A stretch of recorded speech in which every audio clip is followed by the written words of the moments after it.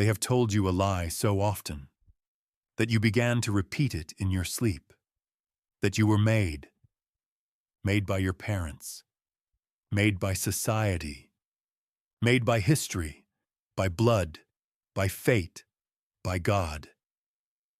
Listen to me. You are not made. You are forged. There is a difference. A thing that is made is assembled according to a plan. It is produced, not born. It is the obedient result of a recipe. A thing that is forged enters fire. It is beaten under blows, cooled, warmed again, bent, cracked, reforged, broken once more, and reshaped again. What is made ends when the maker steps back. What is forged is never finished. As long as fire and hammer remain, you are not their product. You are your own furnace. When I say this, some of you feel a quiet resistance rising. You whisper excuses to yourself. I am this way because of my childhood, because of my country, because of my wounds, because of my genes, my trauma, my time. It sounds honest. It sounds humble. It even sounds scientific. But very often it is refined laziness, a polite surrender disguised as clarity. You give names to your chains, so you don't have to test their strength. Yes, you were born somewhere, to someone, in some hour of history. You did not choose the first blows of the hammer. You did not choose the first fire. But the mistake begins when you believe that because you did not choose the beginning, you are excused from choosing anything. You cling to your biography as if it were your essence. You say, "This is who I am." The way a prisoner says, "These are my walls." No. Who you are is what you do with the walls. The human being is the animal that can answer what has been done to it. The answer, not the wound, is your essence. They stamp you with names: student, daughter, employee, citizen, victim, hero.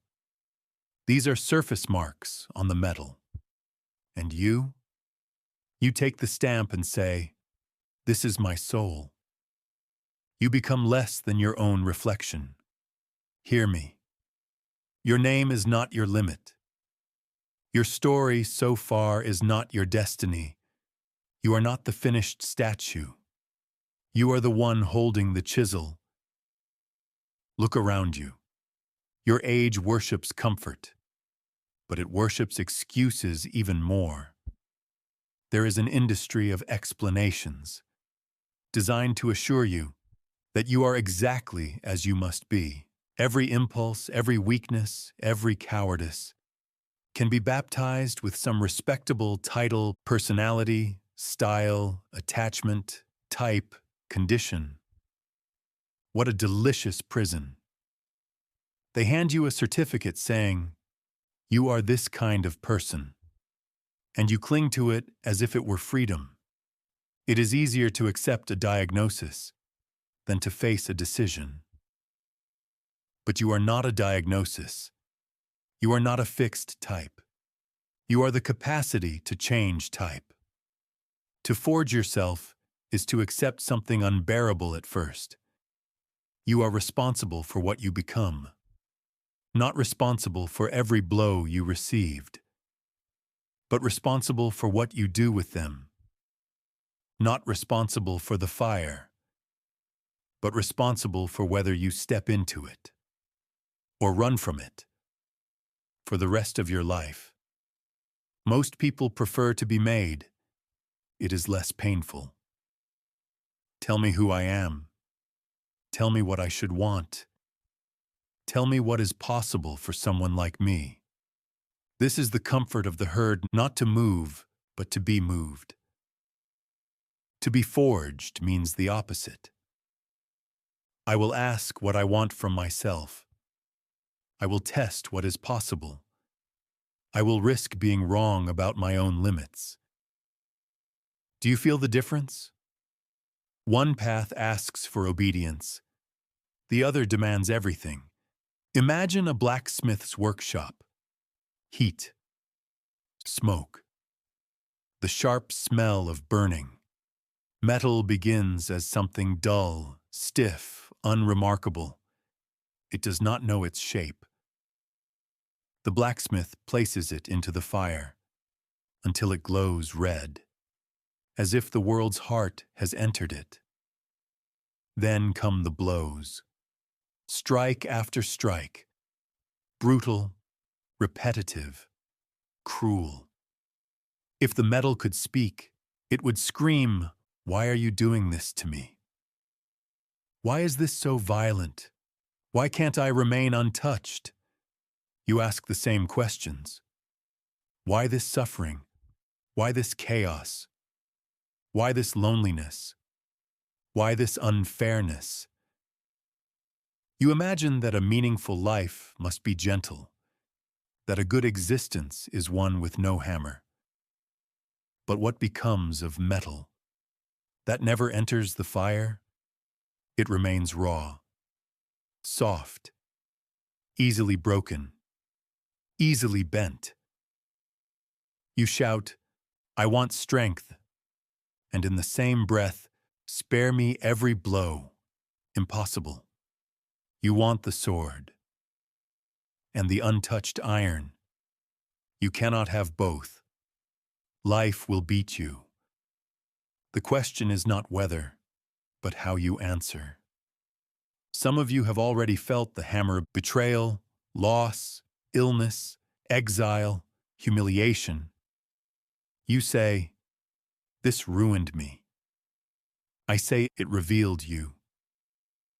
A crack can split you apart, or become the line along which you bend into a new form. The hammer does not decide. Your answer does. "But it hurts," you say. "Yes," I answer. And? This "and" is the beginning of self-forging. You were taught to end every pain with a period, "I was hurt.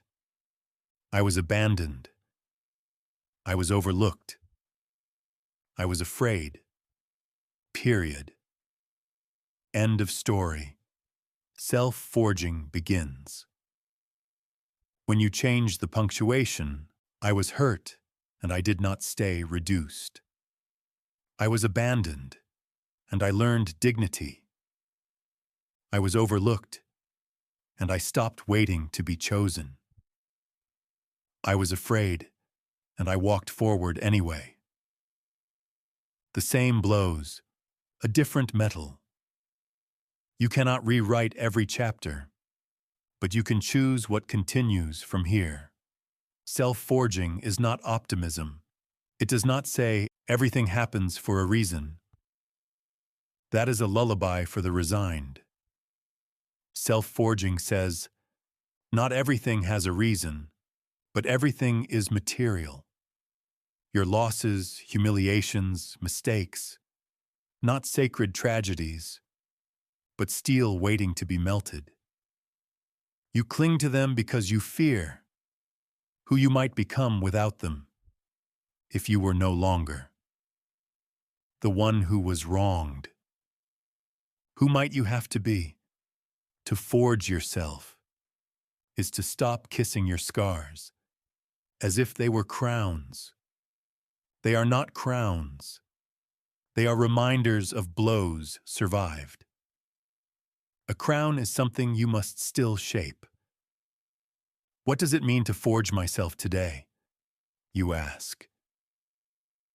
I cannot live constantly in metaphor. Good. The forge is here, in your ordinary hours. You imagine becoming yourself requires a revelation, a journey, a crisis. You wait for thunder because you fear the quiet anvil. of daily decisions. You forge yourself in what you choose to repeat, the thoughts you allow to return, the habits you let solidify, the people you keep or release, the acts you perform when no one sees. Every repetition is a hammer strike. Every habit is a mark in the metal. Ask yourself, what are you shaping? When you scroll endlessly, you hammer your soul into a spectator. When you swallow your truth, to avoid small conflicts, you beat yourself into a servant. When you live for approval, you polish yourself into an ornament. Shiny, empty, you say, life is just like this. Number. This is just how you are shaping it. Self-forging is not only endurance, it is how you handle your pleasures. What do you do with a free hour? Where does your attention go? When nothing commands it? This reveals whether your will is awake or drunk under the table of impulse. Ask yourself quietly, what would someone who takes their existence seriously do with this hour? Then do a little of that. Not perfectly, just a little. Tomorrow, dash, dash. A little again. You are teaching the metal, a new form. You protest, but I am tired. I feel small. I feel confused. Good. The feeling of power is not the beginning. The beginning is disgust, a sacred dissatisfaction with your current form. One day you wake up and say, I have lived like an object pushed by forces. I refuse this.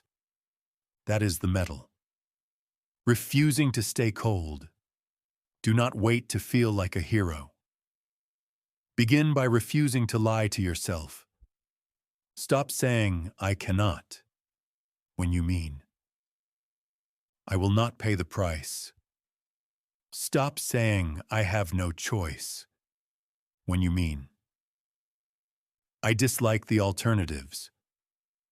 Stop saying, this is just me, when you mean, this is the shape I have repeated too long. Honesty is internal fire.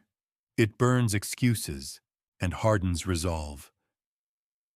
There will be days you fail, days when the old patterns return and drown your intentions. Do not throw away the forge. You are not made in one victory or broken in one defeat. You are forged in the long argument between the two. If you fall, watch how you rise. Do you rise clearer or bitter? Awake or full of excuses?